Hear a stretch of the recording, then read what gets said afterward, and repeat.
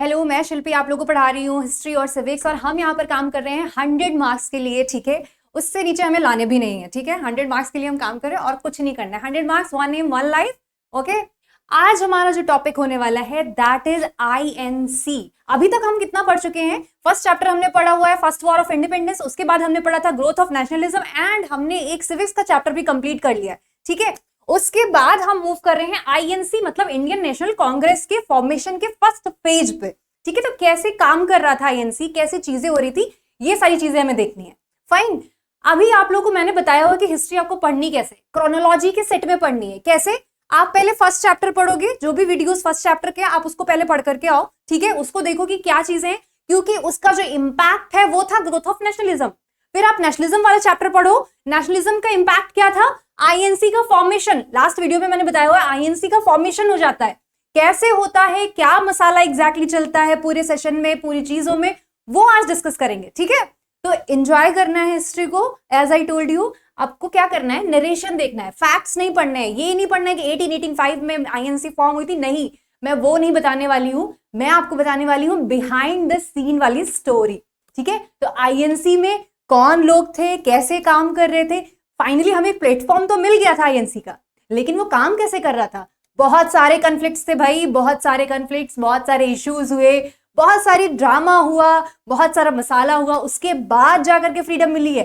Freedom बहुत मुश्किल से मिली है हम लोगों को एक्चुअली, सो रिस्पेक्ट। ठीक है, इसीलिए हम इतना सेलिब्रेट करते हैं फ्रीडम को।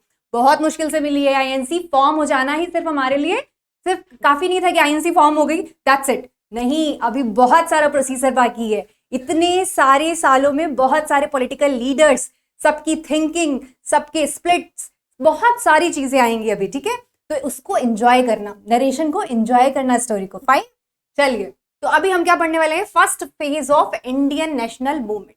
एंड वन मोर थिंग, आप लोगों को अगर इसका पीडीएफ चाहिए है तो हमारे जो ऐप है ICSC connect, please go through it, free of cost available है, आप वहां से डाउनलोड कर सकते हो। ठीक है, चलिए लेट्स बिगिन। ओके, हमारे साथ में क्या हो रहा है कि अभी आईएनसी तो फॉर्म हो गई है। फाइन, आईएनसी फॉर्म हो गई। आईएनसी कैसे फॉर्म हुई वो मैंने आपको कल बताया था, बट फिर से हम रिपीट करते हैं। आईएनसी की जरूरत क्यों पड़ी हमें, इंडियन नेशनल कांग्रेस की जरूरत क्यों पड़ी और कैसे फॉर्म हुई। हुआ क्या था कि अभी नेशनलिज्म का रिजल्ट क्या हुआ कि हमें एक प्लेटफॉर्म चाहिए था। लोगों को ऐसे हुआ कि हाँ, हमें एक प्लेटफॉर्म चाहिए, हमें एक प्लेटफॉर्म प्रोवाइड करिए। ठीक है, तो ब्रिटिशर्स क्या बहुत एग्री हो जाते हैं कि आपको प्लेटफॉर्म हम दे देंगे easily? No, not at all, ऐसा कुछ नहीं हुआ था। हाँ, एओ ह्यूम जी जो थे ना, मैंने आपको बोला था थोड़े से अच्छे थे वो, उन्होंने थोड़ा सा मतलब साइड लिया, क्योंकि some people are very genuine. तो उनमें से एक वो थे, उन्होंने सोचा कि चलो ठीक है, इंडियन पॉलिटिकल को एक हम प्लेटफॉर्म दे देते हैं जहां पर हम कम्युनिकेट करेंगे। फाइन, उनका ये एजेंडा था। तो उन्होंने ये बात रखी ब्रिटिश पार्लियामेंट में कि आप ऐसा ऐसा करके एक आईएनसी फॉर्म करने का अप्रूवल दे दो। ठीक है, कर दिया। लेकिन जो वायसराय डफरिन थे, लॉर्ड डफरिन, क्या वो भी अप्रूवल से खुश होंगे? नहीं, बिल्कुल भी नहीं। ही वाज लाइक, उनको क्या था, उनका एक एजेंडा था, उनका था कि सेफ्टी वॉल्व की तरह आईएनसी काम करे। सेफ्टी वॉल्व का मतलब क्या हुआ? देखो, हो क्या रहा था, बहुत सारा प्रेशर क्रिएट हो गया था ब्रिटिशर्स पे, क्योंकि उनकी पॉलिसीज के बारे में बात हो रही थी। फर्स्ट वॉर ऑफ इंडिपेंडेंस हो चुका था, बहुत सारे लोग रिबेलियस हो चुके थे, अब नेशनलिज्म भी रैपिडली ग्रोथ कर रहा था, ऐसे पीक पे पहुंच गया था। तो ब्रिटिशर्स को क्या है, प्रेशर इंक्रीज हो गया ना। अब प्रेशर इंक्रीज हो गया है तो कहीं से तो सीटी चाहिए उनको। तो सेफ्टी वॉल्व के रूप में उन्होंने क्या किया कि चलो आईएनसी फॉर्म कर देते हैं, हमारे लिए ये सेफ्टी की तरह काम करेंगे। जो भी पॉलिटिकल लीडर होंगे उनको हम मैनिपुलेट कर लेंगे अकॉर्डिंगली, उनको हम पॉलिसी समझा देंगे, वो एजुकेटेड भी होंगे, और अकॉर्डिंगली इंडिया में हमारा जो एम्पायर है वो बना रहे। उनका ये एजेंडा था। He was not in favour कि भाई आईएनसी बना दो तो फ्रीडम मिल जाए, ऐसा कुछ नहीं था उनका। उनका सिंपल सा था कि हमें अल्टीमेटली बेनिफिट हो, ब्रिटिशर्स की वापस से पॉलिसीज पे काम हो, और काम डाउन होके सारा काम होता रहे, कोई इशू ना करे। तो ऐसे था यहाँ पे। तो ठीक है, आईएनसी फॉर्म हो गई, नो मैटर व्हाट, कैसे भी हुई हो गई। ठीक है, तो आईएनसी हमारी फॉर्म हो जाती है। अब आईएनसी के भी कई फेजेस चलते हैं। कैसे? ऐसा नहीं है कि भाई एक कोई प्लेटफॉर्म बन गया और क्या हुआ कि ठीक है अब ऐसे ऐसे ऐसे ऐसे चलती रही चीजें। नहीं, यहां पर क्या हुआ, आईएनसी में वहां पर बहुत सारे पॉलिटिकल लीडर्स थे। अब पॉलिटिकल लीडर्स हैं तो सबके थॉट प्रोसेस भी अलग होंगे, डेफिनेटली सबके अलग अलग थॉट प्रोसेस होते हैं। तो कुछ अलग कम्युनिटी बना लेते हैं, कुछ अलग कम्युनिटी बना लेते हैं, कुछ प्रोसेस करते हैं गांधी की तरीके से, कुछ होते हैं रिबेलियस, कुछ होते हैं नॉन वायलेंट। तो ऐसे करके ना डिवाइड हो जाती है चीज। फिर भी वी गॉट फ्रीडम। कैसे आईएनसी ने काम किया और फ्रीडम मिल गई एट द एंड, वो हम देखेंगे। बहुत इंटरेस्टिंग स्टोरी है, जस्ट लिसन। होता क्या है, अब आईएनसी की जो मूवमेंट है ना, वो कैसे चलते हैं, पार्ट्स में चलते हैं। कैसे? इनिशियली आपका चलता है 1885 से 1907 तक। 1885 में आईएनसी फॉर्म हुई, ठीक है, और कुछ लीडर्स थे, कुछ उनका थॉट प्रोसेस था, उनके मेथड थे, कुछ तरीके थे कि अपनी बात कैसे रखनी है। आईएनसी है क्या? आईएनसी एक आपकी जगह है, एक ग्रुप है, ठीक है, एक पॉलिटिकल लीडर्स का एक प्लेटफॉर्म है जहां पर आप अपनी पॉलिसीज के बारे में बात करो, आप अपनी डिमांड्स के बारे में बात कर सकते हो, आपको क्या चाहिए है, जनता को क्या चाहिए, इस बारे में आप बात कर सको, ये होता है, ठीक है। तो उसी तरीके से एक लीडर वहां पे हैं, बहुत सारे थिंकिंग्स हैं, बहुत सारे मेथड हैं, कैसे काम करना है, कैसे नहीं करना है, तो ये सब चल रहा था। इनिशियली क्या होता है, 1885 से 1907, 1885 टू 1907 जो आईएनसी का पीरियड है, आईएनसी आप समझ रहे हो ना, इंडियन नेशनल कांग्रेस, ठीक है, इसलिए मैं इसे शॉर्ट में बोल रही हूँ, कंफ्यूज मत होना, ठीक है। आईएनसी क्या है? इंडियन नेशनल कांग्रेस है। तो आईएनसी क्या होती है, फॉर्म हो गई है, ठीक है, बहुत सारे लीडर्स हैं वहां पर, ठीक है। 1885 से 1907 तक कुछ लीडर्स हैं जिनकी बात सुनी जा रही है, जिनकी डिमांड का तरीका अलग है। वो कैसे है, देखो होता क्या है, आईएनसी फॉर्म हुई, उसमें दो तरीके के लोग काम करते हैं, दो तरीके की थिंकिंग होती है। अब कहीं भी आप देखो, कुछ लोग ऐसे होते हैं ना कि एकदम रिबेलियस होते हैं, उनको तुरंत से सर फोड़ देना है किसी का कि आज मैं लड़ाई करके रहूंगा। कुछ होते हैं जो बैठ के बात करते हैं, लेट्स टॉक, ठीक है, let's just sit and talk, बात करते हैं, then we can go to the conclusion. तो ऐसे भी होते हैं। तो इसमें से कुछ लीडर्स जो थे, जो इनिशियली काम कर रहे थे, वो लोग थे लेट्स सिट एंड टॉक वाले, और कुछ जो थे वो रिबेलियस रिवोल्यूशनरी, उनको क्या था कि आओ आज लड़ाई कर ही लेते हैं। तो ऐसे वाला काम चल रहा था। इसलिए क्या होता है, कन्फ्लिक्ट्स भी आते हैं आईएनसी के अंदर, कन्फ्लिक्ट्स भी आ जाते हैं इंडियंस में ही। अभी तक तो हम ब्रिटिशर से लड़ रहे थे, अभी क्या हो गया, इंडियन भी आपस में लड़ रहे हैं। लड़ेंगे, सब लड़ेंगे, लेकिन एट द एंड फ्रीडम मिलेगी, यूनिटी आएगी, ठीक है। तो होता क्या है, कुछ हमारे लीडर्स हैं, ठीक है, जिनका है कि भाई let's just sit and talk about the policies, about the all the things that is governing. तो ठीक है, तो वो क्या है, वो आपके अर्ली नेशनलिस्ट हैं। वो क्या है, आपके अर्ली नेशनलिस्ट है। वो फेज क्या है, अर्ली नेशनलिस्ट फेज है, जिसमें यू आर टॉकिंग, आराम से you are talking about the policies, about the demands, और उनके कुछ वे हैं कि भाई ऐसे ऐसे ये चीजें मुझे चाहिए, ठीक है। उनके कुछ मेथड्स भी होंगे, लेकिन साथ में कुछ अचीवमेंट्स भी होंगे क्योंकि उन्होंने इतना काम किया है। बट एट द एंड उनको क्रिटिसिज्म भी मिलता है, क्रिटिसिज्म भी मिल रहा है, आप समझिएगा। मतलब काम तो वो हमारे लिए कर रहे थे फ्रीडम के लिए, बट एट द एंड उनको भी क्रिटिसिज्म मिलेगा, ठीक है। तो वो कैसे मिलेगा, क्या चीजें होंगी, वो हम फर्दर देखेंगे, ठीक है। तो अर्ली नेशनलिस्ट समझ आया। अर्ली नेशनलिस्ट कौन थे, देयर आर सम लीडर्स जिनको था कि चलो बैठते हैं, बात करते हैं, डिमांड रखते हैं, पॉलिसीज पे बात करते हैं, हमारी कुछ फ्रीडम पे बात करते हैं, ठीक है। तो let's just sit and talk. तो वो कौन है, अर्ली नेशनलिस्ट फेज वाले जो आपके लीडर्स हैं, वो है। और वो कब तक चलता है, 1885 से 1907 तक, ठीक है। उसके बाद क्या होता है, आपका सेकेंड वाला आपका असर्टिव फेज है, वो हम लोग अगली वीडियोस में देखेंगे, ठीक है। उसके बारे में पूरा एक्सप्लेनेशन नेक्स्ट में देखेंगे। आज हम सिर्फ बात करने वाले हैं अर्ली नेशनलिस्ट कि इन्होंने क्या किया, कैसे किया, ठीक है। उसके बाद आएगा आपका गांधीयन एरा, बहुत इंपॉर्टेंट है और बहुत इंटरेस्टिंग है, तो उसके बारे में हम लोग बाद में देखेंगे, ठीक है। चलो, अर्ली नेशनलिस्ट में क्या चीजें चल रही थी, अभी देखो इनके एम क्या था, आईएनसी का एम क्या था फॉर्मेशन का। आईएनसी का सिंपल सा एक ही एम था कि भाई फ्रीडम के लिए काम करना है, यूनिटी के लिए काम करना है, नेशनलिज्म को ग्रो कराना है, और क्या करना है, कुछ नहीं। ब्रिटिशर्स के लिए जो भी चीजें हैं वो हमें बता देनी है कि भाई ब्रिटिशर्स हमारे माई बाप नहीं है, देखो ऐसे ऐसे ये लोग कर रहे हैं, अवेयरनेस फैलानी थी। तो एम क्या हुआ आईएनसी का, अवेयरनेस ना, सारी चीजों के बारे में। See, promote friendly relations between national political workers from different part of the country, सबको एक साथ लाना, यूनिटी फैलाना। तो ये सारे काम, ये सारे एम आईएनसी के थे कि चलो एक पॉलिटिकली एक आपने बना दिया है एक सेटअप, वहां पर आप अलग अलग पार्ट से लेकर के आओ लोगों को, सबकी प्रॉब्लम सुनेंगे, सबकी सारी पॉलिसीज सुनेंगे, सब देखेंगे कैसे कैसे कैसे चल रहा है, ठीक है। तो ये सारी चीजें थी। To train and organise public opinion, to formulate popular demands and to develop and consolidate the feeling of national unity. As I told you, unity पर काम करेंगे ना, अब नेशनलिज्म पर काम करेंगे।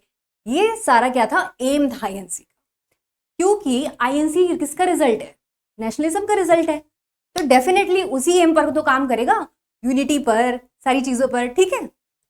तो ठीक है, ये आपके क्या हो गए, एम हो गए। देयर वर सम सेशंस, कुछ सेशन होते हैं आईएनसी के, तो वो कुछ पर्टिकुलर इंपॉर्टेंट सेशंस भी हैं। पहला सेशन कब होता है आईएनसी का, आप बताइए। 1885 में हुआ ना।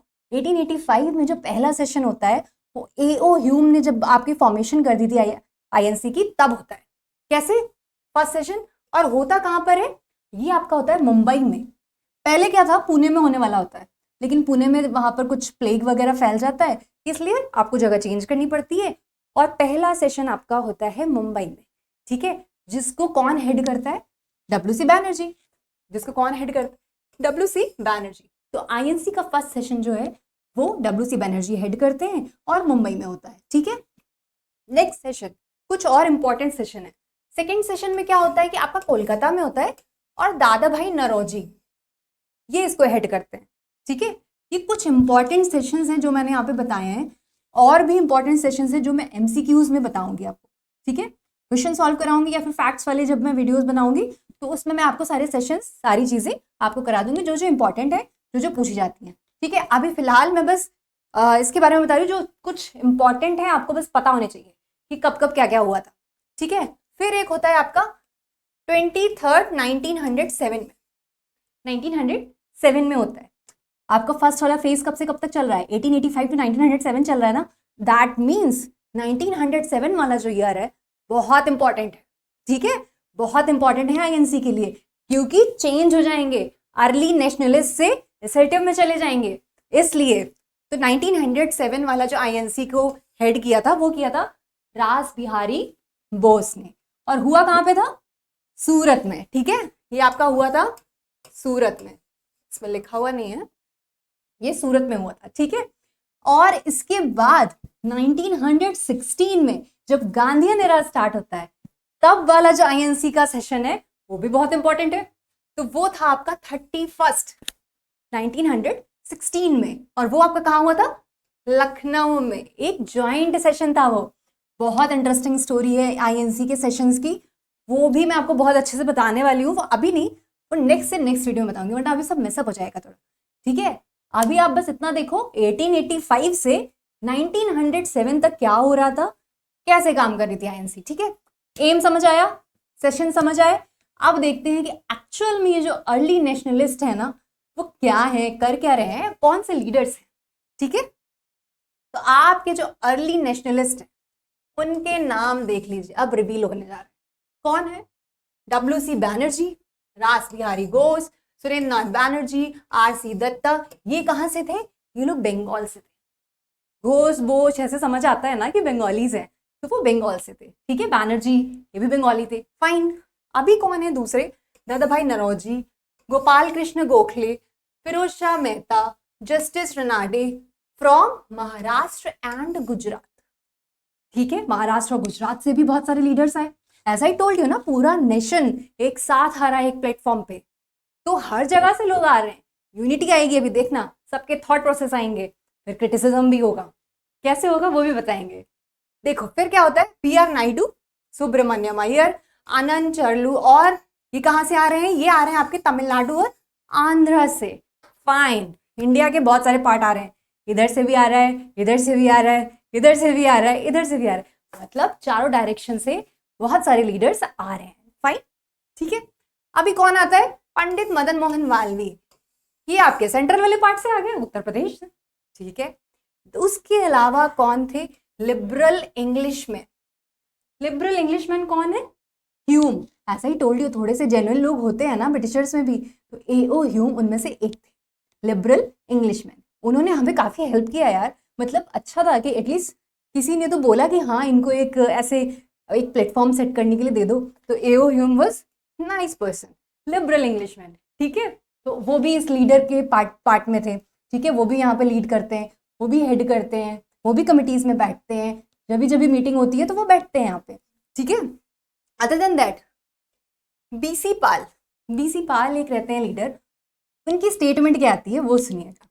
उन्होंने क्या बोला, उनको हुआ कि ठीक है वो अर्ली नेशनलिस्ट तो थे ही, as I told you early nationalist का क्या था फंडा, कि हम बैठेंगे बात करेंगे and then we come to the conclusion, ठीक है। तो उनका ये फंडा था, ठीक है आप आइए बात करिए बैठिए, it's a proper T party होती है, अच्छे से बातें होती हैं, सारी चीज़ें डिस्कस होती है and then we go to the conclusion. तो उसमें से बीसी पाल भी एक अर्ली नेशनलिस्ट थे, जिनके डायलॉग्स कुछ ऐसे थे कि उनका कहना था, he said in 1887, I am loyal to the British government because with me loyalty to the British government is identical with loyalty to my own people and my own country. बड़ा अजीब सा स्टेटमेंट है ना, Britishers को इतना praise कर रहे हैं। हाँ देखो, प्रेज नहीं कर रहे हैं, उनका क्या कहना है कि चलो बैठकर बात तो कर लेते हैं, बट द थिंग इज कि अभी ब्रिटिशर्स रूल कर रहे हैं and they are educated according to him. तो वो लोग जो काम कर रहे हैं, जो प्रोसीजर बना रहे हैं, जो प्रोटोकॉल बना रहे हैं, that is nice for Indians. तो इसलिए मैं ब्रिटिशर्स को सपोर्ट करूंगा, क्योंकि वो जो काम कर रहे हैं, जो गवर्नमेंट सेक्टर में काम कर रहे हैं, वो अच्छा काम कर रहे हैं। उनके अकॉर्डिंग ये था, ठीक है। इसलिए उनको था कि हम ब्रिटिशर्स को पूरी तरह से सपोर्ट कर रहे हैं और कैसे काम चल रहा है वो भी हम सपोर्ट कर रहे हैं, ठीक है। तो ये इनकी स्टेटमेंट थी, ये मोस्टली अर्ली नेशनलिस्ट की स्टेटमेंट थी। अब आपको लग रहा होगा अर्ली नेशनलिस्ट तो बड़े वो थे यार, मतलब ब्रिटिशर्स की फेवर में रहते थे। नहीं बाबा, ऐसा नहीं है। कुछ अचीवमेंट इनके भी हैं, कुछ इन्होंने भी किया है डेफिनेटली।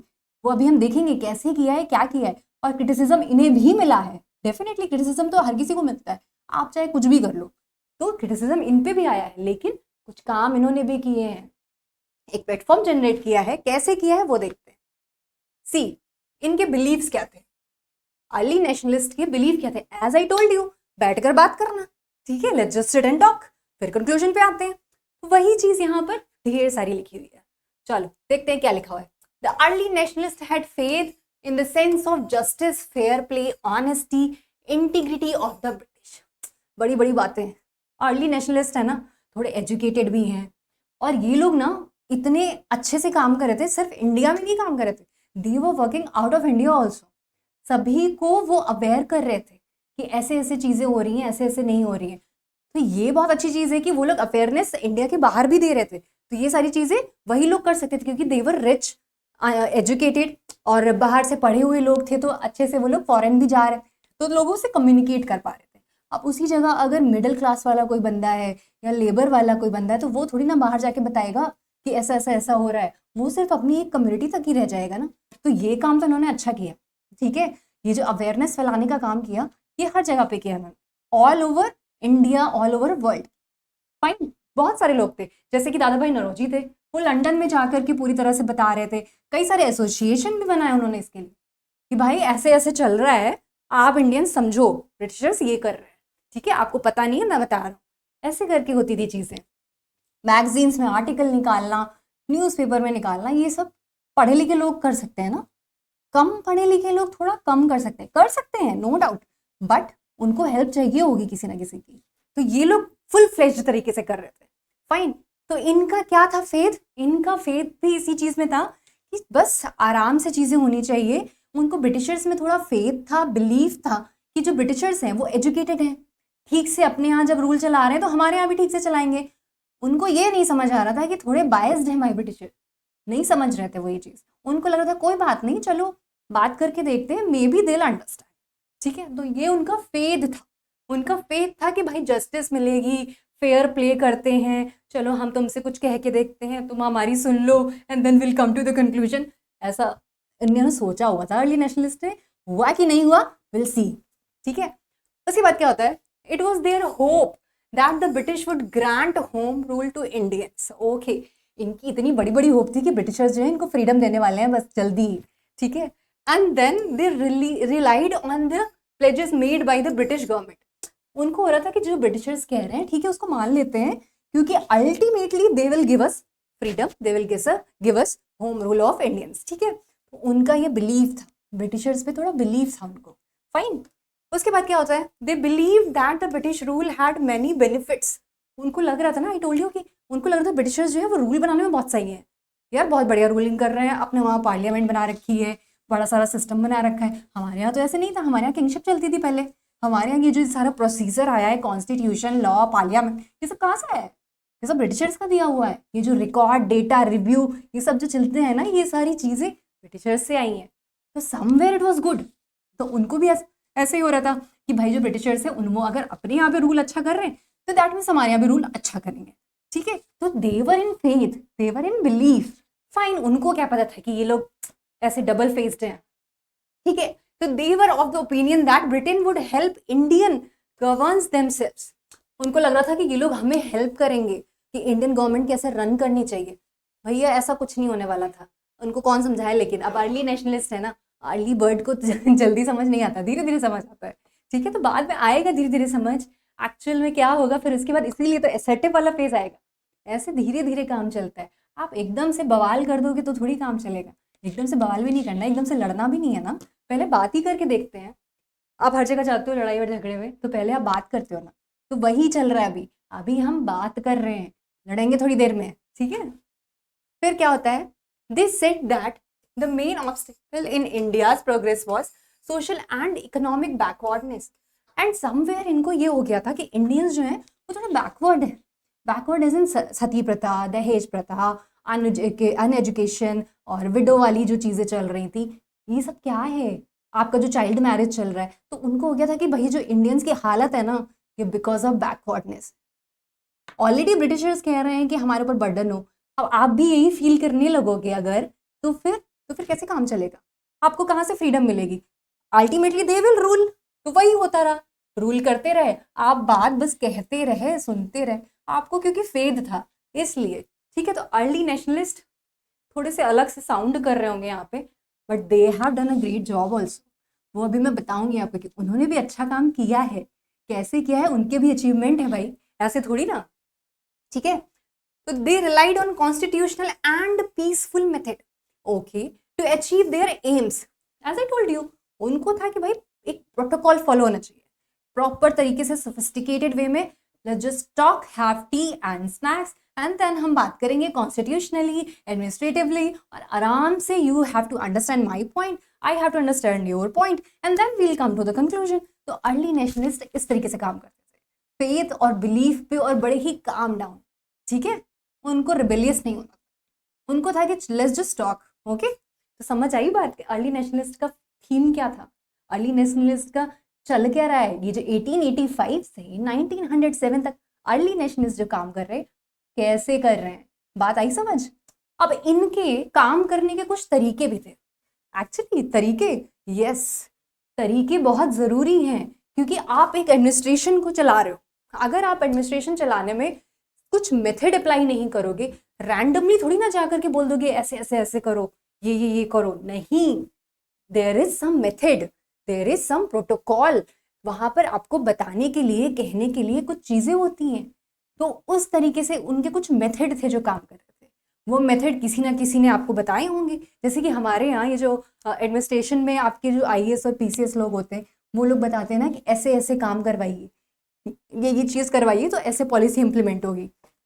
तो सॉरी, सिमिलरली वहाँ पर भी चीज़ें ऐसी हो रही थी कि तरीके थे, there was some method of working. वो मेथड क्या थे वो देखते हैं। दो फेज में चलते हैं आपके मेथड। फर्स्ट फेज आपका चलेगा, एक सेकेंड फेज चलेगा, और बहुत इंटरेस्टिंग है। देखिए, पहले तो उनकी जो डिमांड्स थी वो देख लेते हैं हम, कि फिर डिमांड क्या कर रहे थे और मेथड क्या थे, ठीक है।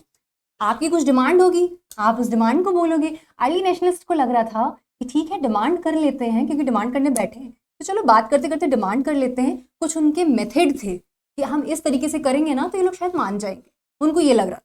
फाइन, ठीक है, चलो तुम ट्राई कर लो। हम तो यही कहेंगे कि भाई ट्राई करने में क्या है, ऑलरेडी हम लोग, हमारे ऊपर ब्रिटिशर्स बैठे हुए हैं, तो ठीक है, लेट्स जस्ट ट्राई, ठीक है। तो वो लोग भी ट्राई करते हैं, और इनकी कुछ डिमांड्स होती हैं। डिमांड्स क्या है? डिमांड सिंपल सी हैं, कॉन्स्टिट्यूशनल रिफॉर्म्स चाहिए हमको, ठीक है, कॉन्स्टिट्यूशनल रिफॉर्म्स चाहिए हमको। उसमें क्या होता है कॉन्स्टिट्यूशन रिफॉर्म में? Early nationalist wanted a larger share in the government of their country.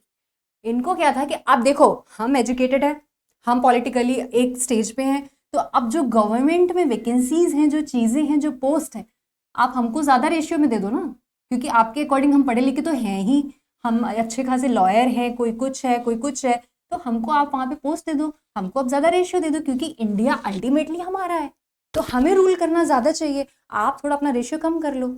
अभी अर्ली नेशनलिस्ट को पता नहीं है कि ब्रिटिशर्स को ऐसा कुछ करने देना ही नहीं है, वो पूरी तरह चाहते हैं कि हमारा एम्पायर बना रहे। अभी अर्ली नेशनलिस्ट अनअवेयर है इस चीज से, इसीलिए वो आराम से डिमांड कर रहे हैं कि हमको रेशियो ज्यादा दे दो, उन्हें लगता है कि मिल जाएगा, पर ऐसा होगा नहीं, ठीक है, ऑब्वियसली नहीं होगा, इसीलिए तो इतना टाइम लगा हमें फ्रीडम लेने में, बहुत सारे फेज आए इसीलिए, ठीक है।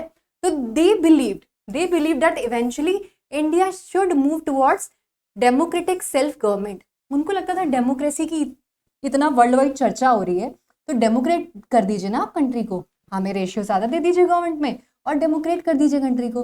Early nationalist was like on fire, उनको ऐसा था कि भाई बहुत इजी है सब कुछ मिलना, ऐसे प्यार प्यार से बोल रहे हो चाय पीते पीते तो मिल जाएगा क्या, नहीं, ऐसा बिल्कुल नहीं होने वाला है, ठीक है, इसीलिए तो क्रिटिसिज्म आएगा एट द एंड। फिर क्या होता है, देखो उनको था कि उनकी कुछ और डिमांड्स जो आती हैं वो ये आती है, abolition of Indian council, expansion of the legislature council and legislative assemblies both at the central and in the province।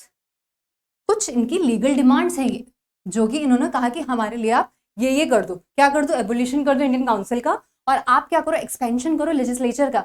Expansion में आप ये करो कि जो कुछ सीटें हैं वो इंडियंस को और दो, हम लोगों के लिए बढ़ाओ, तो वो ये चाहते थे एक्सपेंशन, ठीक है, ये इनकी डिमांड हो गई। नेक्स्ट इनकी डिमांड होती है economic reform, fine, economic reform इनकी एक डिमांड है। ऑलरेडी हमें पता है कि इकोनॉमिकली बहुत एक्सप्लॉइट कर रहे थे ये लोग यार, मतलब मैं आपको दोनों चैप्टर में ऑलरेडी बता चुकी हूँ कितना एक्सप्लॉइटेशन हुआ है, ठीक है, रॉ मटेरियल वाला कॉन्सेप्ट हो गया, ड्रेन ऑफ वेल्थ वाला कॉन्सेप्ट हो गया, तो भाई बहुत ज़्यादा एक्सप्लॉइटेशन चल ही रहा था। तो अभी उनको इकोनॉमिकली भी रिफॉर्म चाहिए, क्यों, क्योंकि कहीं लैंड रेवेन्यू है, कहीं टैक्स लगा रहे हैं, कहीं कुछ कर रहे हैं, कहीं नील की खेती करा रहे हैं जबरदस्ती, अरे नहीं करना, लगान भी चाहिए, कुछ हो नहीं रहा है, फेमाइन आ गया है, फिर भी लगान चाहिए, फिर भी टैक्स चाहिए, कहाँ से देंगे, तो ये सारे रिफॉर्म्स के बारे में भी बात हुई, ठीक है। तो पॉइंट्स तो अच्छे रखे ना उन्होंने, एट द एंड उन्होंने देखे पॉइंट्स अच्छे रखे, जो जो डिमांड्स थी वो उन्होंने बताई। अब ब्रिटिशर्स ने माना नहीं, वो एक अलग सेगमेंट है, उन्होंने माना नहीं, फिर उसके बाद वो फेज चेंज होकर असर्टिव में जाता है, फिर गांधीयन में जाता है, फिर जाकर के फ्रीडम मिलती है, तो वो ब्रिटिशर्स की गलती है, हमने तो बैठ के बात की थी, ठीक है। तो अर्ली नेशनलिस्ट भी अपने आप में बहुत अच्छा काम करते हैं, ठीक है, क्या करते हैं, reduction in land revenue, protection of peasants against unjust demands of the zamindars. As I told you, land revenue was at से पीक पे चल रहा था, फेमाइन भी आ जाए तो भी I don't give a dam, मुझे चाहिए, मुझे टैक्स चाहिए, मुझे लैंड रेवेन्यू चाहिए, ऐसे कैसे हो सकता है, नहीं होता ना, सरकार को भी समझना चाहिए।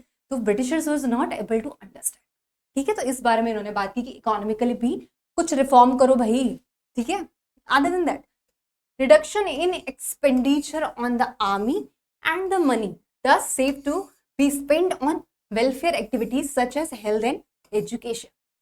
इनको हो रहा था कि जो एक्सपेंडिचर है वो आप ये जो आर्मी और सोल्जर्स पे ज्यादा कर रहे हो, क्यों कर रहे हो, आपको क्या चाहिए, हर जगह ऑल ओवर वर्ल्ड आपको कॉलोनियल सिस्टम बनाना है, तो आप क्या कर रहे हो, सोल्जर्स फोर्स में, आर्मी में ज्यादा इन्वेस्ट कर रहे हो, ज्यादा एक्सपेंडिचर कर रहे हो, just to expand your empire, just to expand your empire. तो आप उस पैसे को एजुकेशन में यूज करो, वेलफेयर में यूज करो, हेल्थ में यूज करो, इनकी ये डिमांड थी। सुनी जाएगी क्या, कुछ नहीं सुनने वाले हैं। फिर उसके बाद क्या होता है, an inquiry into India's growing poverty. आप ये जो इंडिया की जो गरीबी बढ़ रही है ना, कुछ तो करो, अरे वो गरीब बनाने आए थे इंडिया को तो क्यों करेंगे, ये तो अर्ली नेशनलिस्ट को समझना चाहिए था ना, नहीं समझे कोई बात नहीं, देवर थिंकिंग चलो बात कर लेते हैं। तो ये सारी चीजें उनकी डिमांड्स थी, ठीक है। तो इन्होंने डिमांड कर दी, एग्रीकल्चरल डिमांड भी थी, कुछ बैंक्स बनाने के लिए, डेवलपमेंट करना था बैंकिंग का, इरिगेशन का, मेडिकल का, हेल्थ फैसिलिटीज का, बहुत सारी इंडस्ट्रियल ग्रोथ से रिलेटेड भी उन्होंने डिमांड की। मतलब ऑल ओवर जो भी इकोनॉमिकली चीजें चल रही थी, मार्केट हो गई, बैंक्स हो गए, सारा रिफॉर्म्स उनको चाहिए था, ठीक है, उनको सारा रिफॉर्म भी चाहिए था, और ये जो टैक्स, अननेसेसरी टैक्स हैं, उन्हें हटाने के लिए भी बोला था, ठीक है। तो इन्होंने सुना नहीं सुना वो बात की बात है, बट इन्होंने ये डिमांड की थी। फाइन, इन्होंने क्या किया था, ये डिमांड की थी। कॉन्स्टिट्यूशनल डिमांड हो गई, आपकी इकोनॉमिक डिमांड हो गई। अभी दो और हैं, और भी डिमांड थी इनकी। ये देखो एडमिनिस्ट्रेटिव, अभी एडमिनिस्ट्रेटिव डिमांड क्या है?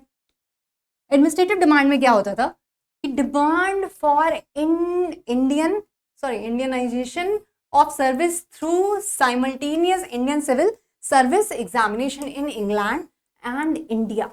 होता क्या था, एडमिनिस्ट्रेटिव वाले जो एग्जाम्स होते ना, ये जो IAS PCS वाले, वो इंडिया में नहीं होते थे, उनकी ट्रेनिंग इंडिया में नहीं होती थी, एग्जाम कंडक्ट इंडिया में नहीं होता था। उसकी जो एज होती थी वो 19 ईयर्स कर देते थे, और इतना पेपर टफ रखते थे ना कि भाई तुम पास ही नहीं कर पाओगे, तुम इंडियंस पास ही नहीं कर पाओगे, क्योंकि उसमें ऐसी लैंग्वेज रखेंगे जो सिर्फ ब्रिटिशर्स पढ़ रहे हैं और उनको एकदम ऐसे उनकी टंग पे है। तो फिर ये सारी चीज़ें कैसे काम करेंगी, एडमिनिस्ट्रेशन में इंडियंस आ ही नहीं पा रहे हैं। तो उन्होंने यही चीज़ बोली कि आप जो एग्ज़ाम है उसकी जो एज है उसको भी ठीक करो, 21 करो एटलीस्ट, या फिर क्राइटेरिया को कम करो, और साथ में आप जो पेपर कंडक्ट करा रहे हो वो इंडिया में भी कराओ ना यार। इंग्लैंड में ही कराते रहो कि हमारे पास पासपोर्ट वीज़ा ही नहीं है, हम कहाँ से आएंगे। तो ये सारी डिमांड थी एडमिनिस्ट्रेटिवली, ताकि हम इंडियंस पार्ट बन सकें एडमिनिस्ट्रेशन का।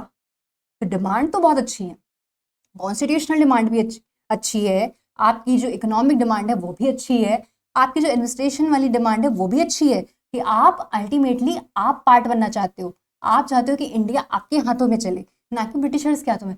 पर ब्रिटिशर्स को अगर देना ही होता तो पहले नहीं दे देते, इतना लड़ाई झगड़ा क्यों होता, इतना ईजी नहीं है ना वापस मिलना। ठीक है, तो अब क्या हो जाता है, और भी कुछ डिमांड करते हैं, complete separation of the executive and judiciary. आप क्या करो, जुडिशरी और आपकी जो एग्जीक्यूटिव है उसको सेपरेट करो, ये सारी डिमांड भी चल रही थी। ठीक है, उसके बाद आपका जो आर्म्स एक्ट और लाइसेंस एक्ट मैंने बताया था कि अननेसेसरी लाइसेंस एक्ट लगा हुआ था इंडियंस पे, वो लोग नहीं रख सकते थे वेपन और कुछ भी, और ब्रिटिशर्स रख सकते थे। ठीक है, तो ब्रिटिशर्स रख सकते थे, उसकी वजह से सबको ना ऐसे जेल में बंद कर देते थे ऑल ऑफ अ सडन, क्योंकि हमने आर्म्स एक्ट लगा दिया, लाइसेंस एक्ट लगा दिया। तो इन वाली चीज़ों के लिए भी इनका था कि भाई इसको भी हटाओ, अननेसेसरी है ये, या तो फिर इक्वली लगाओ या तो फिर हटा दो। फाइन, चलो ठीक है। उसके बाद wider employment of Indians in the higher grades of administrative services. जो आपकी जो हायर पोस्ट होती थी, हायर क्या किसी भी पोस्ट पर एडमिनिस्ट्रेटिवली इंडियंस बहुत कम होते थे, एज आई टोल्ड यू, क्योंकि पेपर भी टफ होता था और एग्जाम इंडिया में कंडक्ट ही नहीं होता था, ट्रेनिंग सेंटर इंडिया में होता ही नहीं था। धीरे धीरे चीज़ें बनी, बाद में आई 1921 में बनी एक्चुअली। ठीक है, तो वो भी मैं बताऊंगी आपको ICS कैसे फॉर्म होता है, तो वो बात की चीज़ है। Spread of primary education among the masses. धीरे धीरे क्या है, आपकी एजुकेशन जो है प्राइमरी वो आपको बढ़ानी है। ठीक है, आपकी जो प्राइमरी एजुकेशन है वो बढ़ानी है, क्योंकि वेस्टर्न एजुकेशन तो ऑलरेडी चल रही है, ठीक है, लेकिन जो हमारी एजुकेशन है, प्राइमरी एजुकेशन जो इंडियंस की एजुकेशन है, उसको आप अगर हटा रहे हो कंप्लीटली तो दैट इज नॉट फेयर। ठीक है, दैट इज नॉट फेयर। तो इसलिए वो लोग इस चीज पर भी काम करना चाह रहे थे। Improvement of the police system to make it honest, efficient and popular.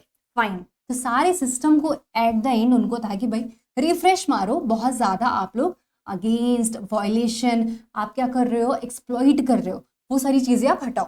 तो बहुत काम डाउन होके अर्ली नेशनलिस्ट ने अपनी बातें रख दी है। एक और बात रखी है, वो क्या है, वो है आपकी डिफेंस ऑफ सिविल राइट्स। ठीक है, डिफेंस ऑफ सिविल राइट्स भी रखा उन्होंने।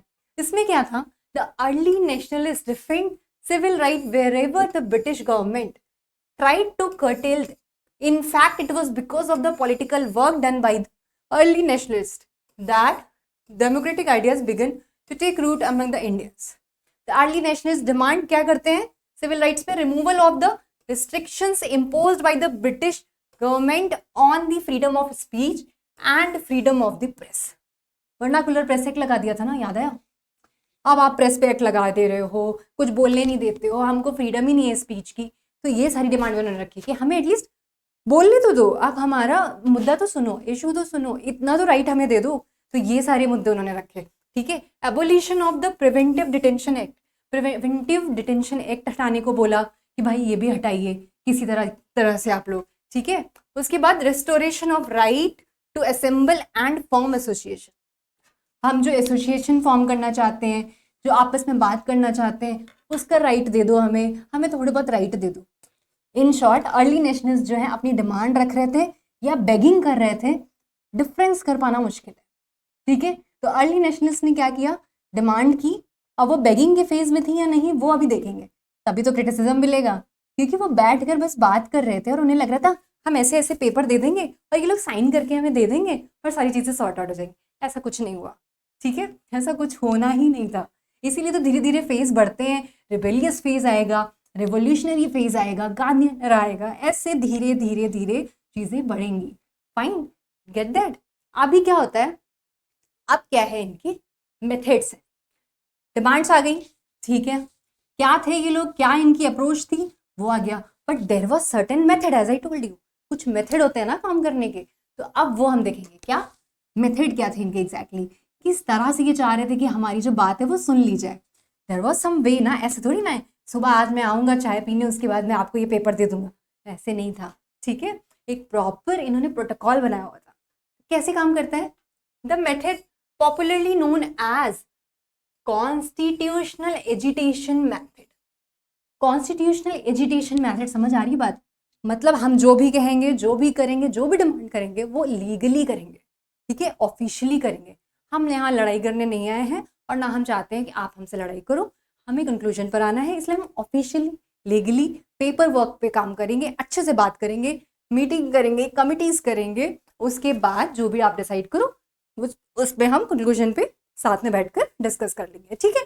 तो ये उनका मेथड था, क्या था मेथड, कॉन्स्टिट्यूशनल एजिटेशन मेथड, ठीक है, ये कीवर्ड है, ये सब ध्यान रखना, कॉन्स्टिट्यूशनल एजिटेशन मेथड पर काम कर रहे थे वो, ठीक है। और क्या करते हैं, there are some other method as well. First set of methods में क्या था इनका फर्स्ट ऑब्जेक्टिव था to educate the people in India in modern politics. इनका देखो एक निकल के आया एक और चीज, एजुकेशन को प्रमोट करना। आप अगर एजुकेशन प्रमोट कर दोगे, एजुकेटेड पीपल इन इंडिया होंगे तो डेफिनेटली वो पॉलिटिक्स में आएंगे, पार्टिसिपेट करेंगे, तो जब पार्टिसिपेट करेंगे तो इंडिया रैपिडली ग्रो करेगा, आप डिमांड रख पाओगे, डिमांड रखने वाले लोग जब ज़्यादा होंगे तो डेफिनेटली ब्रिटिशर्स सुनेंगे। तो उनका बेसिक सा ये था कि आप एजुकेशन को ज़्यादा प्रमोट करो, समझ आई बात, आपकी जो पॉलिटिकल एजुकेशन है इंडियंस में प्रमोट करो, इनका ये मेथड था। इसलिए इन लोगों ने बहुत लोगों को प्रमोट किया, बहुत लोगों को कॉलेज में एडमिशन के लिए बोला कि भाई जाओ पढ़ो, पॉलिटिक्स पढ़ो, लॉ पढ़ो, ऑफिशियल चीज़ें पढ़ो, फॉरेन से पढ़ो, यहाँ वहाँ से पढ़ो, सो दैट एक कम्युनिटी बन सकेगी पढ़े लिखे लोग, और वो ब्रिटिशर्स की पॉलिसीज़ के खिलाफ या कोई भी चीज़ें उसके खिलाफ बोल सकेगी, ठीक है। एजुकेटेड पर्सन ज़्यादा अच्छा बोल सकता है, ज़्यादा अपनी डिमांड रख सकता है लीगली, ठीक है, मतलब थोड़ा सा तो बेनिफिट होता है ना एजुकेटेड अनएजुकेटेड में। मैं बिल्कुल नहीं बोल रही हूँ कि अनएजुकेटेड लोग जो है वो कुछ नहीं कर पाते, बिल्कुल ऐसा नहीं है, ठीक है। नेक्स्ट क्या होता है, सेकेंड मेथड आता है आपका। सेकेंड मेथड में they made use of 3 P's, ये बहुत इंपॉर्टेंट कीवर्ड है। पीस क्या है आपकी, है पिटिशन, प्रेयर्स और प्रोटेस्ट। ये 3 P's पर काम करते हैं, आपका पिटिशन, प्रेयर और प्रोटेस्ट पर, ठीक है। आपकी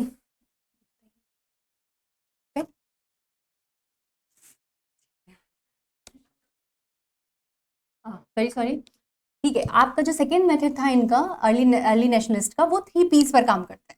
कैसे काम करता है आपका, पिटिशन, प्रेयर और प्रोटेस्ट पर। इनका था कि भाई इजी लीगली ऑफिशियली तरीके से काम करो। पिटिशन फाइल करेंगे, प्रॉपरली सरकारी पेपर लिखा जाएगा। प्रेयर करेंगे, prayer is a kind of begging में भी कंसिडर करनी जाने लग गई बाद में कि भाई आप लोग बेगिंग क्यों कर रहे हो ब्रिटिशर से, इतना क्यों प्रेयर कर रहे हो, वो कुछ नहीं सुनने वाले हैं। तो यही क्रिटिसिज्म मिलता है उनको बाद में, बेचारे, इनका तो मेथड था लेकिन बाद में क्रिटिसिज्म मिल जाता है इनको इस चीज़ का, ठीक है। तो प्रेयर करते हैं, प्रोटेस्ट करते हैं। प्रोटेस्ट तो गांधी एरा में कितना फेमस होता है ना प्रोटेस्ट, वो आपको बहुत इंटरेस्टिंग लगेगा, बताऊंगी आपको, ठीक है। तो प्रोटेस्ट भी करते हैं, तो 3 P's पर काम करते हैं ये, ताकि पीस आ सके, इंडिया वापस मिल सके, फ्रीडम मिल सके। तो ये इनके क्या होते हैं, मेथड होते हैं। एजुकेशन को प्रमोट करना, 3 P's पर काम करना, और इनकी जो डिमांड है वो फुलफिल कराने के लिए, ठीक है, फाइन। अर्ली नेशनलिस्ट ने इतना काम तो कर ही दिया। अदर देन दैट इन्होंने क्या किया, कुछ कमिटीज बनाई, ब्रिटिश कमिटी, ठीक है। British committee of the Indian National Congress was set up in London in 1889। As I told you, इन लोगों ने क्या किया, सिर्फ इंडिया में नहीं, इंडिया के बाहर भी प्रमोट किया, लोगों को अवेयर किया। तो उन्होंने क्या किया, लंदन में एक कमिटी बनाई, British committee, which was formed in London in 1889।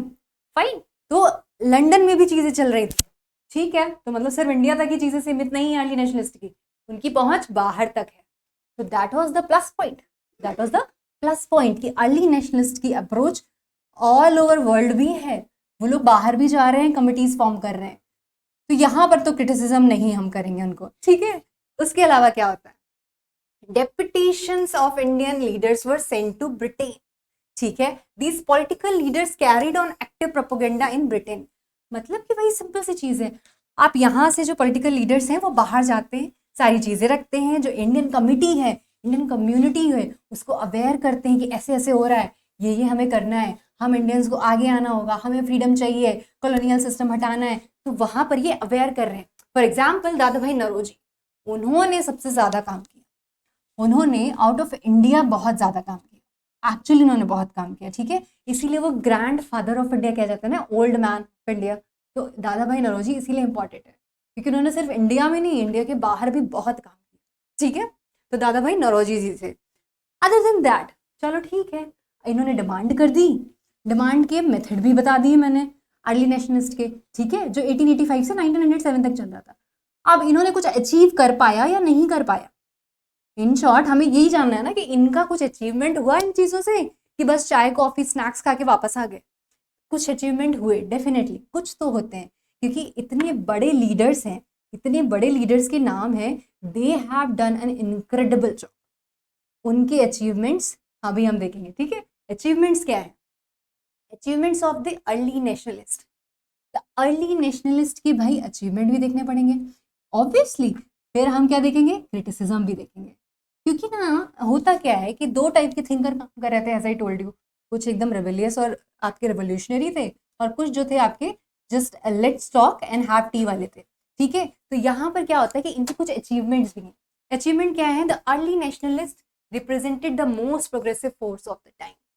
Fine, उन्होंने उस टाइम पे जो चीजें करी जा सकती थी लीगली ऑफिशियली सारा उन्होंने ट्राई किया, क्योंकि एजुकेटेड एक पीपल का ग्रुप था ना वो, तो उन्होंने इस तरीके से काम किया। फाइन, अदर देन दैट उन्होंने क्या कॉन्ट्रीब्यूशन किया वो देखते हैं। The early nationalist created national awakening among the people that they belong to one common country India. इन्होंने यूनिटी को स्प्रेड किया, not in India, all over the world. Indian community को ऐसे साथ में जोड़ा, इन्होंने कम्युनिकेट किया, लोगों को बताया कि हम इंडियंस को साथ में काम करना है, ठीक है। सिर्फ इंडिया में नहीं, ऑल ओवर इंडिया भी किया। तो ये अर्ली नेशनलिस्ट का अचीवमेंट है, the hats off to them, ये बहुत अच्छा अचीवमेंट है। Other than that, the early nationalist trained people in politics by popularising ideas of democracy, civil liberty, secularism and nationalism. साथ में अब एजुकेटेड लोग हैं, ठीक है, अर्ली नेशनलिस्ट थोड़े एजुकेटेड लोग हैं ना, अलग थिंकिंग से बिलोंग करते हैं, तो इन्होंने सेक्युलरिज्म को भी प्रमोट किया, नेशनलिज्म को भी प्रमोट किया, और जो पीपल्स थे उनमें एजुकेशन पॉलिटिक्स से रिलेटेड वो सब कुछ प्रमोट किया। Definitely they have done a great job ma'am, यानी कि उन्होंने काम तो अच्छे किए हैं। ये जो डेमोक्रेसी वाला आइडिया है ना, उन्होंने ही निकाल के दिया। ये कॉन्स्टिट्यूशनल रिफॉर्म का जो आइडिया है ना, ये सब अर्ली नेशनलिस्ट का दिया हुआ था, क्योंकि उनको मतलब गवर्नमेंट चलानी थी। उनको ये पता था कि ब्रिटिश का ये जो रूलिंग सिस्टम है ना, ये जो गवर्नमेंट चलाने का सिस्टम है ना, वो सही है, वो समझ आ रहा था उनको, तो उनको वो चाहिए थी चीज़ें, ठीक है। वो प्लेटफॉर्म उनको चाहिए था कि भाई एक प्रोटोकॉल होना चाहिए सरकारी काम का, ऐसे ऐसे इंडिया को रन करना चाहिए, क्योंकि अब राजा महाराजा का टाइम चला गया था भाई, वो मुगल उगल वाला टाइम चला गया था, और वो बहुत डिफरेंट टाइप की एरा था, ठीक है। वहाँ का रूलिंग सिस्टम सब कुछ अलग था। अभी इनको क्या हो रहा था, इन्होंने इंट्रोड्यूस करवा दिया था कि हाँ ये सारी चीज़ें होनी चाहिए एक अलग लेवल पे। तो सारे इंडियंस अवेयर हुए ऑफिशियल चीज़ों से, एजुकेशन से, कि ऐसे ऐसे काम होना चाहिए, बैंकिंग सेक्टर क्या है, रिफॉर्म्स क्या हैं, कॉन्स्टिट्यूशन क्या है, अवेयरनेस क्या है, मैगजीन्स क्या हैं, आर्टिकल्स क्या हैं, ये सारी चीज़ें इनको पता चल पाई। कैसे, अर्ली नेशनलिस्ट की वजह से, ठीक है। तो अर्ली नेशनलिस्ट की वजह से हमें ये सारी चीज़ें पता चल पाई। And other than that, the early nationalist did the pioneering work by exposing the true nature of the British rule in India. समझना, इन्होंने ब्रिटिशर्स की हाँ में हाँ तो मिलाई, ऑफिशियली चीज़ें भी रखी, बट ड्रेन ऑफ वेल्थ की थ्योरी सुनी है ना, दादा भाई नौरोजी ने जो दी थी, ड्रेन ऑफ वेल्थ की थ्योरी जो इन्होंने हमें बताई, इन्होंने हमें बताया कि ये जो ब्रिटिशर्स हैं ना, माई बाप नहीं है, ये एक्चुअल में क्या कर रहे हैं कि अपनी आर्मी को भी यहीं से सैलरी दे रहे हैं, रॉ मटेरियल यहीं से लेकर के जा रहे हैं, जो एक्सपोर्ट ड्यूटी होती है वो नहीं लगाते, और फिर हमारा जो इंडिया है उसको गरीब कर रहा है। इन शॉर्ट एक पूरी थीसिस तैयार हुई ड्रेन ऑफ वेल्थ पर, तो वो हमें किसने दी? इन्होंने दी थी, अर्ली नेशनलिस्ट ने। अगर वो नहीं पता चलती ना दादा भाई नौरोजी जी से हमें, तो क्या होता? तो हमें एक्चुअल में नहीं पता चल पाता कि हम लॉस में चलते चले जा रहे हैं, कोई मार्केट इंक्रीमेंट नहीं हो रहा है, कोई इंडस्ट्री ग्रो नहीं हो रही है, बस दिख रहा है, बट अल्टीमेटली हम अंदर से हमारा पैसा खत्म हो रहा है। ठीक है, तो ये सारी चीजें किसने कराई? ये आपके अर्ली नेशनलिस्ट के अचीवमेंट हैं। समझ आई बात? क्योंकि थीसिस का काम तो काम डाउन वाले लोग ही कर सकते हैं ना, रिबेलियस लोग थीसिस थोड़ी मतलब कम कर सकते हैं यार, समझो थोड़ा। ठीक है, फिर क्या होता है?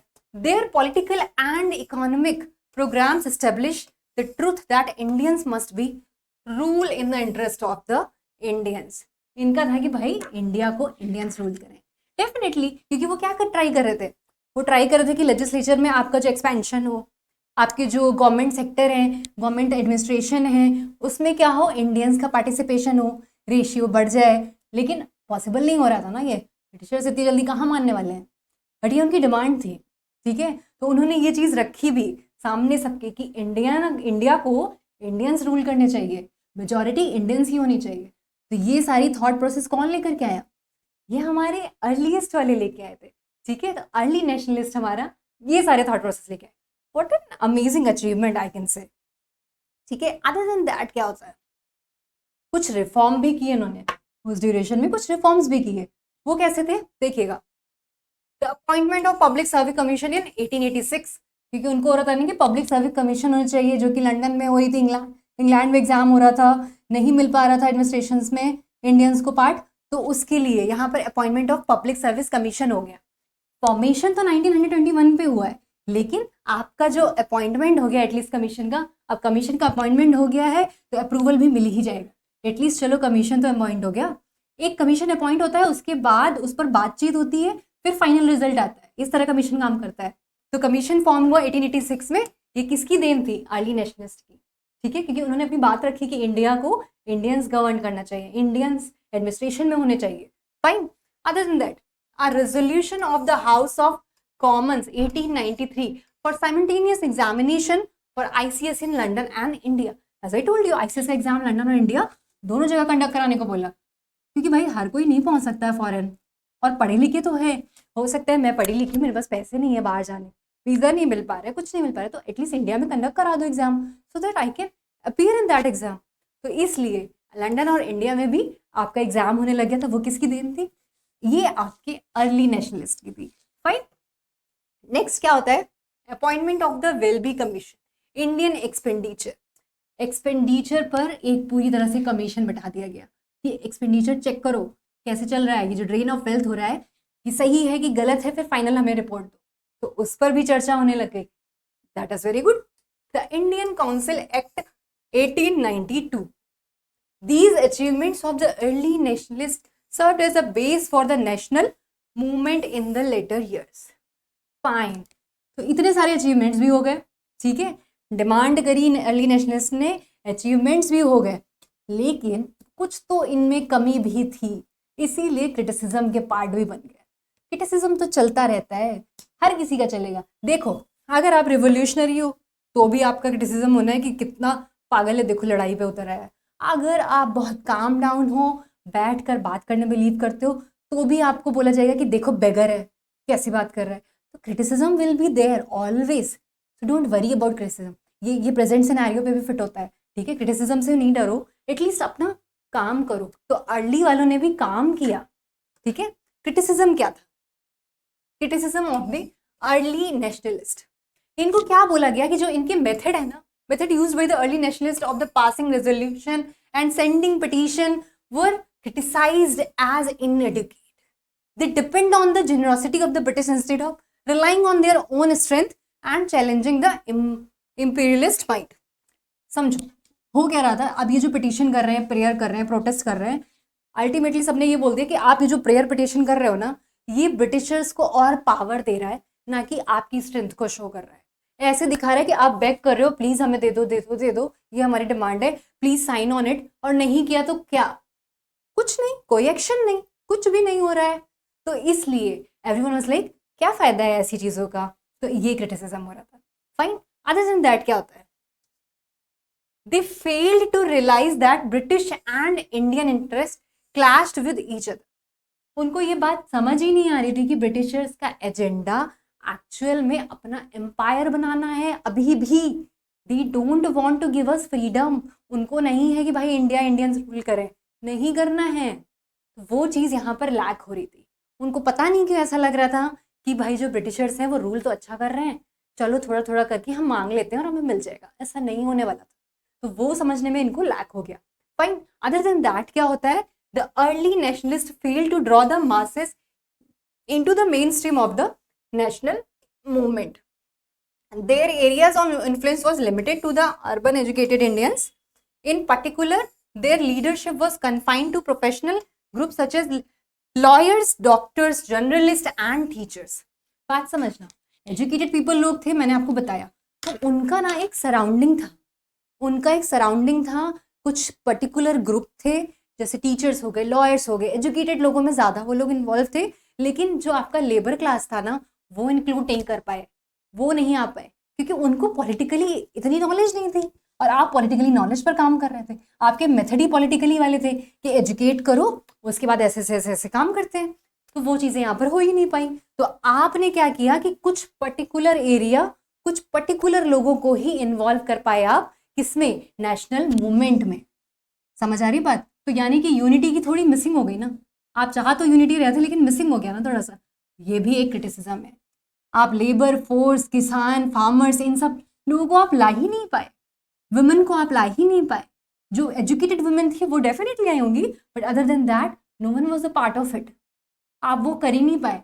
रिवोल्यूशनरी लोग हैं, उनको आप समझा ही नहीं पाए, तो फिर कैसे काम चला? बात समझ रहे हो? तो अर्ली नेशनलिस्ट ने हमें काम करके तो दिया, कुछ अचीवमेंट्स भी दिए, but there was something which was missing. वो आपका क्या है, क्रिटिसिज्म में काउंट होता है। फाइन। अब हम लोग जो नेक्स्ट देखेंगे, वो नेक्स्ट क्या देखेंगे कि कौन कौन से लीडर्स थे एक्चुअल में। फैक्चुअल डेटा अब हम देखेंगे, ठीक है। नेक्स्ट वीडियो में हम क्या पढ़ने वाले हैं, आपको समझ आ गया अर्ली नेशनलिस्ट कौन थे, क्या स्टोरी थी, कैसे काम करते थे, क्या थॉट प्रोसेस था। Amazing thought process by them, ठीक है। लेकिन कौन कौन से लीडर थे एक्चुअल में, उन्होंने क्या क्या कॉन्ट्रीब्यूट किया, अब वो हम देखेंगे नेक्स्ट वीडियो में, ठीक है। तो आज क्या था, नरेशन ऑफ द स्टोरी था। कल आपको मैं थोड़े फैक्ट्स बताने वाली हूँ, ठीक है, कि कौन कौन से लीडर थे जो इस तरीके से काम करते हैं। You will love it, you will definitely love it कि भाई अभी थ्योरी हमको पता चल गई कि ये लोग कैसे काम कर रहे थे, क्या क्या कर रहे थे, कैसे ये लोग चाय और स्नैक्स ले रहे थे, बट एक्चुअल में कौन कौन कर रहा था, कैसे कर रहा था, उनके बारे में डिटेल में पढ़ेंगे कल वाले वीडियो में, ठीक है। तो कल हम क्या देखेंगे कि कौन कौन से लीडर्स काम कर रहे थे इस तरीके से, जिनको क्रिटिसिज्म भी मिला, जिन्हें कुछ अचीवमेंट भी मिले definitely, and then we'll proceed to the revolutionary वाला फेज, ठीक है। धीरे धीरे एक एक फेज में एंटर करेंगे। समझ आई बात? हिस्ट्री को इंटरेस्टिंग वे में पढ़ो। हिस्ट्री का मैंने आपको बताया था, हिस्ट्री में क्या है, एक स्टोरी है कि व्हाट इज दिस, इम्पैक्ट पढ़ना है और उसके कॉजेस पढ़ने हैं, बस। अभी हम क्या इम्पैक्ट से ही तो नेक्स्ट चैप्टर, नेक्स्ट टॉपिक बनाते जा रहे हैं, तो यही करना है, ठीक है। और एमसीक्यूज आपके अवेलेबल होंगे ऑलरेडी इस चैप्टर के भी, और बाकी के कुछ और एमसीक्यूज भी मैं प्रोवाइड कर दूंगी वीडियोस में, ठीक है। तो एमसीक्यूज प्लीज सॉल्व कर लेना, क्योंकि एमसीक्यूज में नंबर पूरे पूरे लाने हैं आपको, कैसे भी करके। एमसीक्यूज मिस मत करना, जितनी प्रैक्टिस हो सके उतनी प्रैक्टिस करना, ठीक है। एंड आई वुड से कि चलो फिर नेक्स्ट लेक्चर में मिलते हैं। नेक्स्ट वाले में आपको बताती हूँ मैं कौन कौन से लीडर्स थे जिन्होंने ऐसे चाय, कॉफी, स्नैक्स पिया था, ठीक है। Okay then, enjoy and bye bye, thank you.